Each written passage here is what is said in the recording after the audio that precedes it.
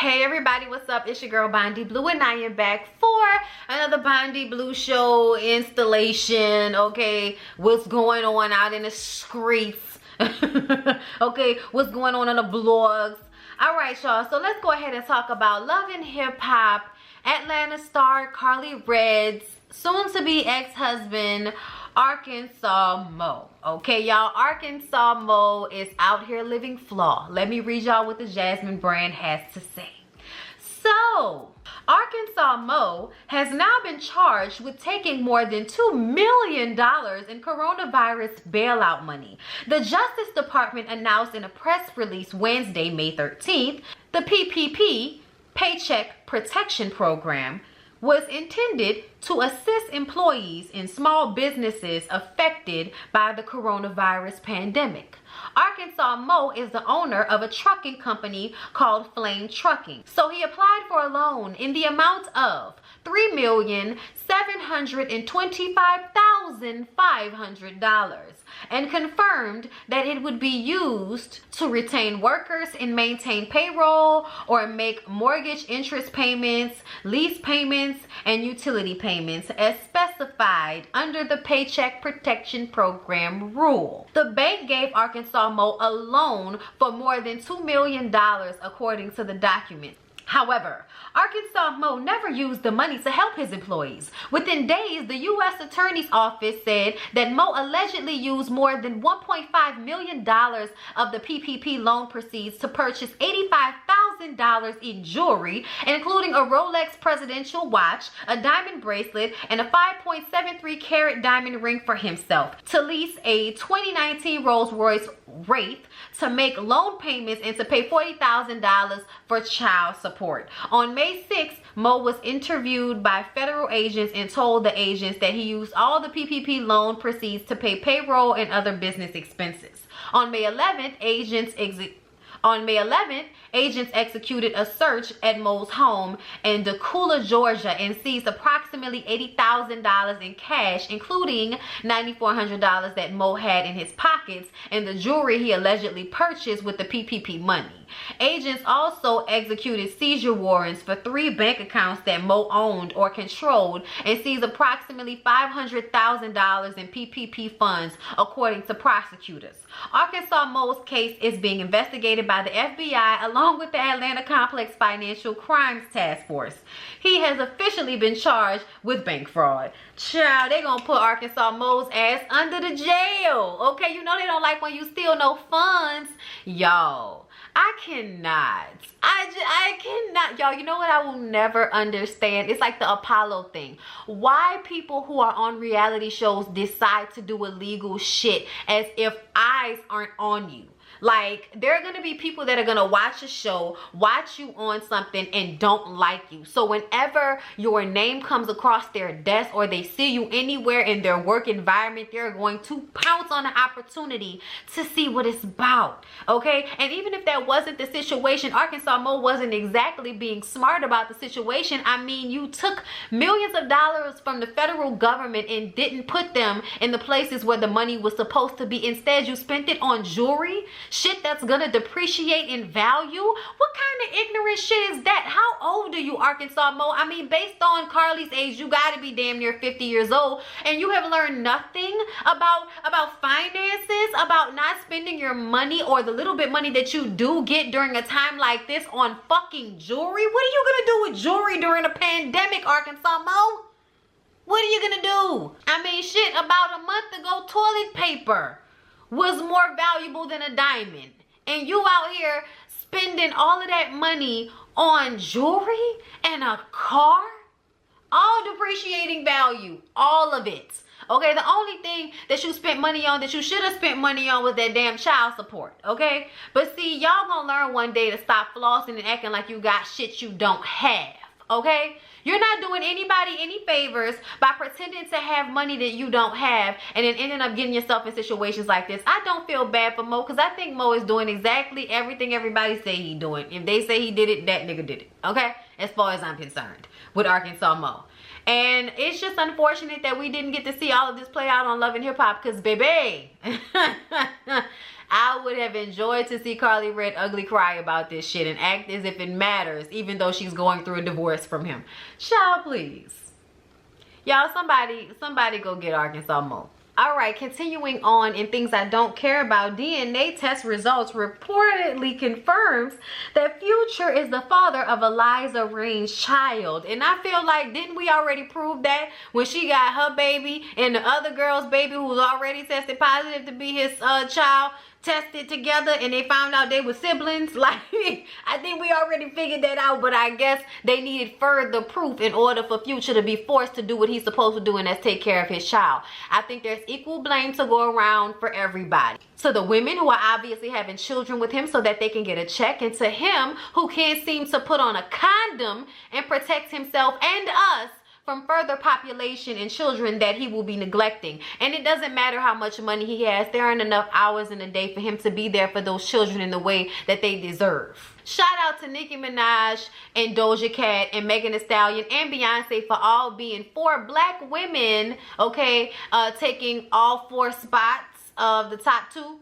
Okay, you know, for the features and everything. They have the top 2 spots on the Billboard right now, so shout out to them. I love both of those songs, the original and the remix. Okay, Kaya decided that she wanted to get online and go at Safari and Erica Mena's neck, especially Erica Mena, talking about she basically wasn't being a good mother to her child because she and Safari have OnlyFans pages, or fans only page, or whatever it is, okay? But they have OnlyFans pages, and I guess on OnlyFans you can do a number of, you know, fetishes or sexual things or whatever you want to do on there. But I guess she felt some type of way about it, so they decided to get online and post how much money that they're making off of their OnlyFans sites. I mean, Safari, you know, and Erica Mena are both making upwards of 6 figures from doing OnlyFans.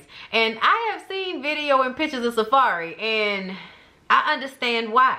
So, you know what I'm saying? They're both very beautiful people and everything. Shit, if they wanted to do something together, it'd be worth, you know, my $5. Okay, I don't know how much y'all pay over there because I ain't got time for all of that. I go on Pornhub and RedTube for all my freak. Okay, I don't need to, you know, be paying for it. Okay, that's just not my forte. But people who do want to do that, more power to you. And to people who make money doing it, more power to you as well. You can sit at home and make your little money, you know, doing whatever freak nasty stuff people asking you to do. If that's what you want to do, child, go ahead and do that. It's the safest way to do it. Okay, ain't nobody, you know, nowhere in your space.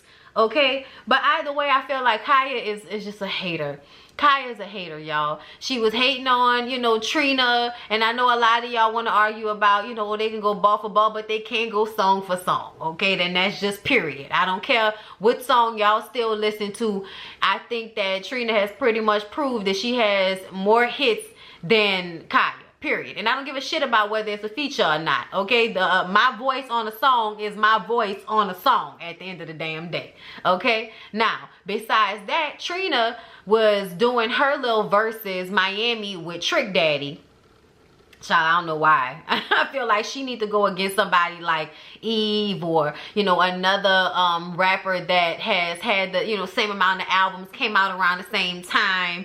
You know, that's just not it for me. That's just not it. Okay, but either way, I can understand why they wanted to do it. Trick was being an old ass man, having a hard time doing it. Of course, Trina was gonna win because she has more mainstream successful hits with other artists versus, you know, the music that Trick put out at the beginning of his career and the sporadic shit that he might put out that Miami know about. But as far as, you know, international hits, Trina is obviously going to win that battle. And she played song for song. I mean, she played so many songs while she was on there, but she also ran her mouth and went the fuck off for 20 minutes. Okay, 19 whole minutes are going off on y'all, telling y'all how she worked for this and how ain't none of y'all on her level. And I know a lot of y'all can't stand that she keep telling y'all that she's above y'all and all of that type of shit, and y'all beneath her. And I'm like, child, I guess that's the only thing she can think to say. Okay, but ultimately we are all human, we are all people, we all make mistakes, we all are talented, we are all beautiful, and I think we all know that. Okay, Trina is just running her mouth,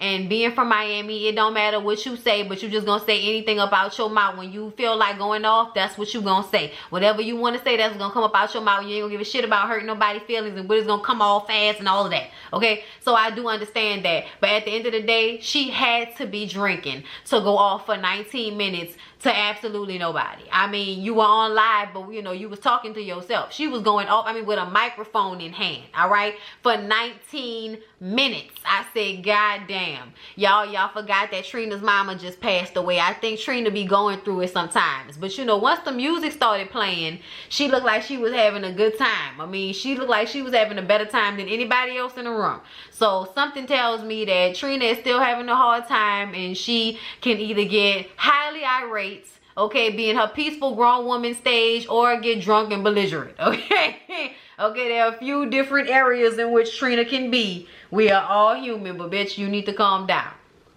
You need to stop expressing yourself online and go and nam your and get your ass in a corner somewhere on your lonesome and come back refreshed and renewed without all of this angst.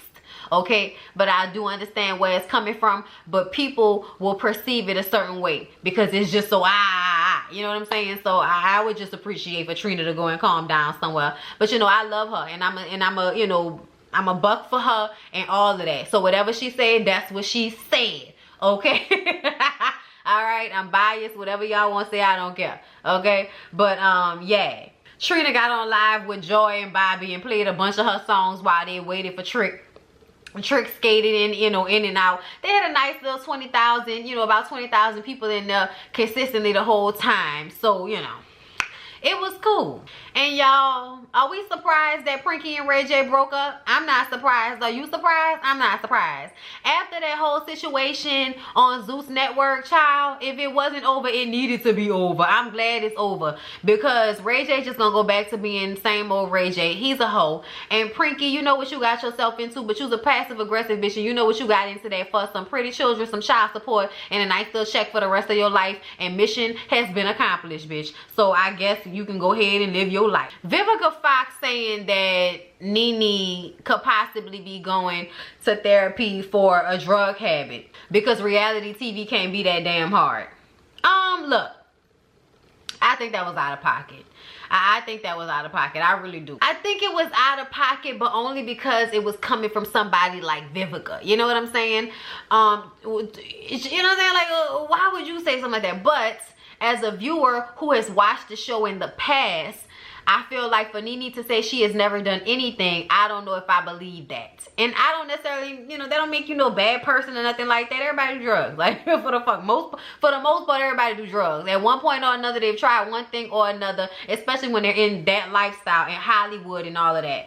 I don't put it past anybody. And I also assume that when people say they don't do drugs, they're lying. Like, I do assume that. I'm sorry. That's just me being cynical and seeing how the world works and how everybody likes to lie about some shit until it's on, you know, the front page of some fucking newspaper, and then the next thing you know, it's in the blog, okay? But just because Nene wants to go, you know, to therapy for everything that's happened on the show, which, like a lot of people have said, it just seems like, you know, she's just trying to make sure that when everybody sees how she acts on the reunion, that they have backstory and they understand why she was acting that way and all of that. Like, I see what she's trying to do, okay? She's trying to save face, because at some point during this reunion, we're gonna be looking at her, you know, with the side eye per usual, okay? But either way, her going to therapy, child, we all need therapy, and she need therapy all the time, just like we all need therapy. Child, your people didn't love you the way they were supposed to. You got your relationship with Greg on and off. You used to be a stripper. Your children acting a damn fool. Child,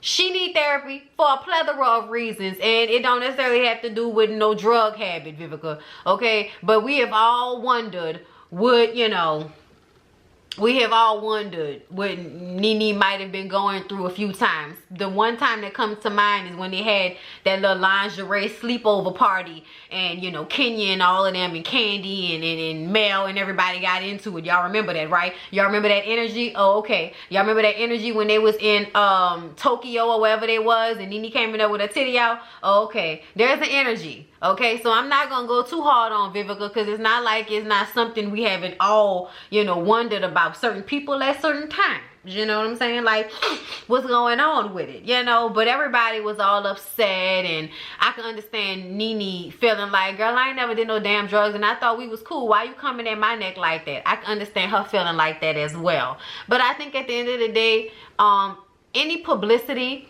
around them is around the show, which brings viewership to the show, which brings advertisers, which brings money, which means more money for the next contract. Okay? As long as we are online and popping and everybody cares about us arguing back and forth, then they care about this show. They're going to come and watch this show and we're going to get this money, get this bread. Okay? So I can't spend too much time getting all in my feelings about it, but Vivica was a little out of line. But then I can still understand why she would say that. And lastly, y'all, did y'all see Mimi on Instagram with Just Date Girl? I never seen her before, but you know, they posted it on Love and Hip Hop T. That Mimi says that she took a $150,000 pay cut because she didn't have any drama in her life. And she was feeling some type of way about that. And as much as I love Mimi, that host was bucking her head up. Like, she can definitely be replaced. I love Mimi, and I like her in the capacity that she's just chilling, eating her food and all of that. But you don't deserve the same amount of money as the people that are putting their whole life on you know, on Front Street, that have shit going on. That's just the way it goes in reality TV show. That's just the way it goes in the reality TV business. That's why y'all have to have other streams of income. That's why y'all have to make sure you're getting $150,000 from somewhere else, so that you're not dependent on the Love and Hip Hop check. Because, child, we don't know when it's gonna come back. We don't know when it's gonna come back. I'm really glad that y'all care enough to watch me talk about anything, because I would be scared, okay, scared, y'all, if I thought y'all wouldn't watch me because Love and Hip Hop wasn't gonna be on my channel anymore just because they weren't creating any more content. I mean, at the end of the day, you know, we can always go back and revisit things, and I would definitely be keeping that in mind as we go throughout the year, you know what I'm saying? But I really hope that they start back taping next year. I mean, that's what I can hope for, that y'all will, you know, get back taping next year. Fingers crossed. You know. But anyway, y'all, that's really all I had to talk about. It wasn't much, but I definitely wanted to have enough content to split into 2 videos for y'all, to make sure I was gonna make my money just in case. Okay, y'all know my Cash App and all of that gonna be around here somewhere. You know, if y'all won't give to your girl, if you got it, if you ain't got it, it's cool. Okay, but y'all know these be our struggle months, so I just want to remind y'all, you know, support.